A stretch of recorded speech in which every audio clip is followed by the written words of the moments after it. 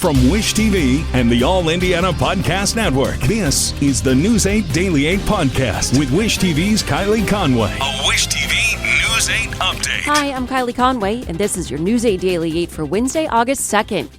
The warming trend continues into your Wednesday. High temps are going to be in the upper 80s today, but lower humidity levels still. So it should be really nice. Along with the gradual warm up, there's going to be a slight uptick in humidity. Not too bad. Even with that, it's not going to feel miserable. Cloud cover will gradually increase going into the latter half of the day. And then by Wednesday night, rain and storm chances increase.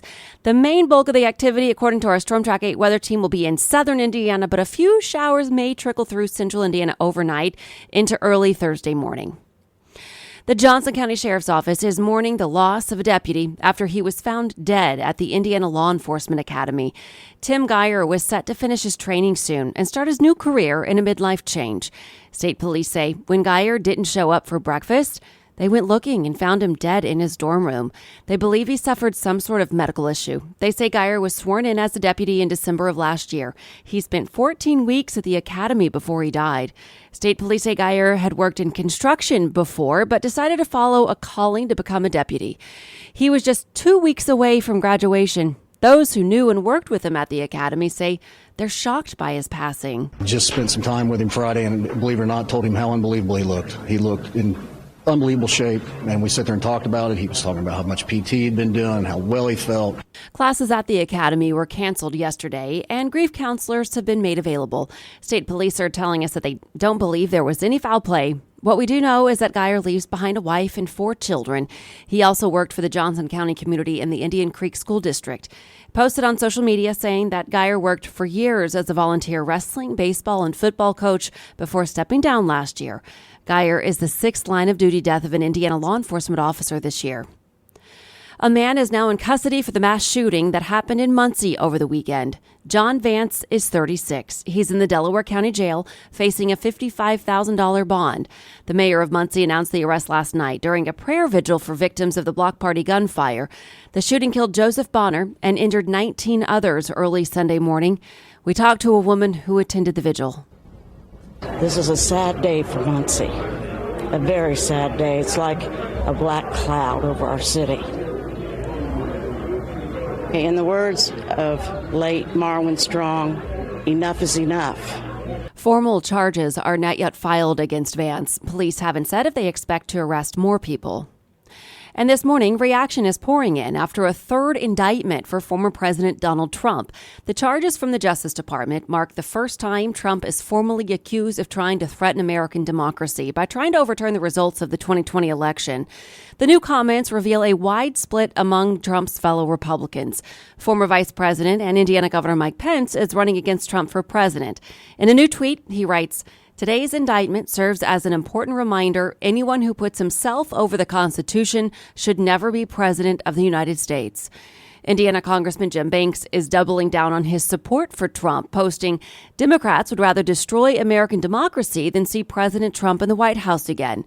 Reaction from Democrats includes this from Indiana Congressman Andre Carson. He calls it an important moment for our country and a critical step to safeguard our democracy and protect the vote. Trump is indicted on 4 charges, including conspiracy to defraud the government and conspiracy to obstruct an official proceeding. The indictment says Trump repeatedly told supporters and others that he had won the election, despite knowing that was false. It says he also tried to persuade state and federal officials to overturn the results. The attack on our nation's capital on January 6th, 2021, was an unprecedented assault on the seat of American democracy. As described in the indictment, it was fueled by lies. Lies by the defendant targeted at obstructing a bedrock function of the U.S. government, the nation's process of collecting, counting, and certifying the results of the presidential election. Trump is due in court tomorrow. And this is all happening as the former VP to former President Trump, Mike Pence, also former Indiana governor, of course, and also his competitor in the race for president of 2024, Mike Pence. He's going to be speaking at the Indiana State Fair today.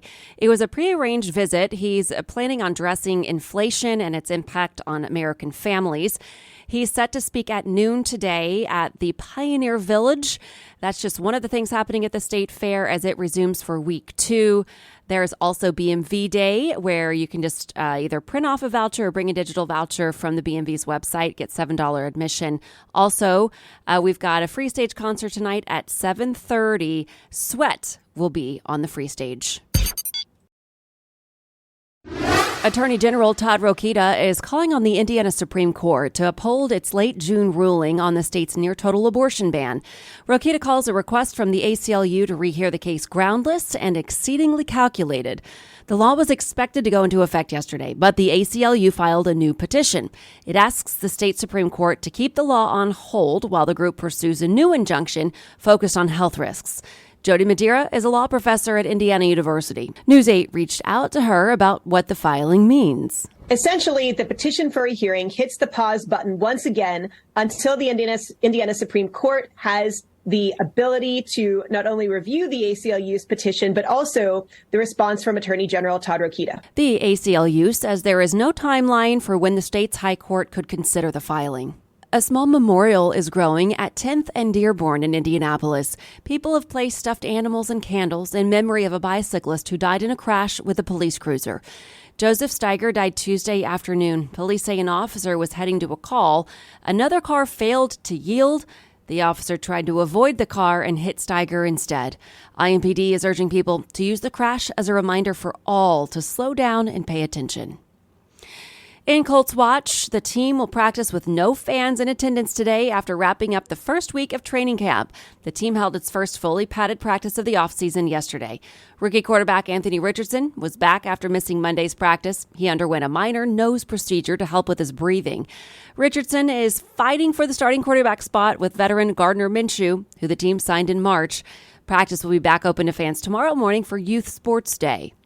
And you can still buy tickets for Colts at a discounted price. The team's $40 ticket deal is for the 40th season in Indianapolis. It expires tonight at 1 minute before midnight. At last check, the special tickets are still available in the select areas of Lucas Oil Stadium for 7 of the team's 9 regular season home games.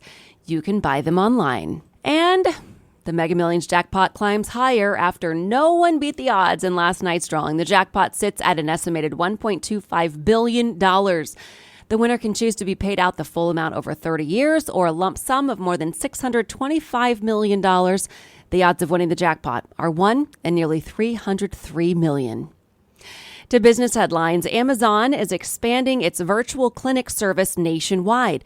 The company launched Amazon Clinic last November as a way for patients to connect with telemedicine providers to help receive treatment for common conditions such as acne and hair loss. Amazon's been trying to break into the healthcare industry for years with mixed success.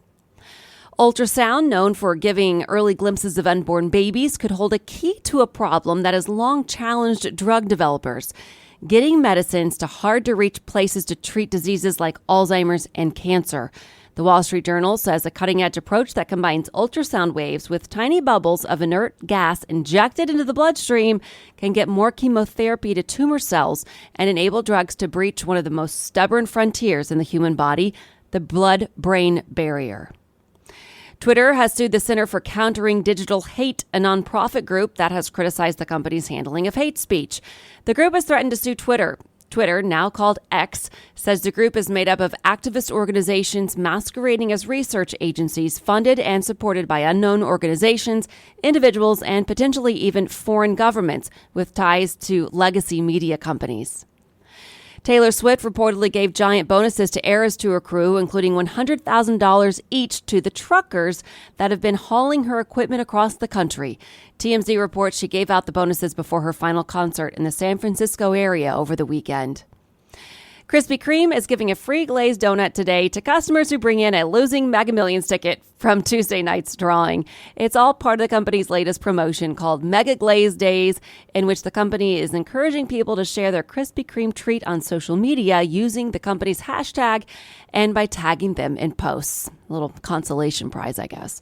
This has been your News 8 Daily 8 for Wish TV. I'm Kylie Conway. Online at wishtv.com and like us on Facebook when you search Wish TV. This is the News 8 Daily 8 podcast with Wish TV's Kylie Conway. A Wish TV News 8 update on demand for even more on demand and on the go. Connect with Wish TV on Facebook at wishtv.com and on the free Wish TV mobile app. Thank you for listening. And be sure to like, subscribe, and follow this podcast for updates every weekday morning on the All Indiana Podcast Network and wherever you get your podcast.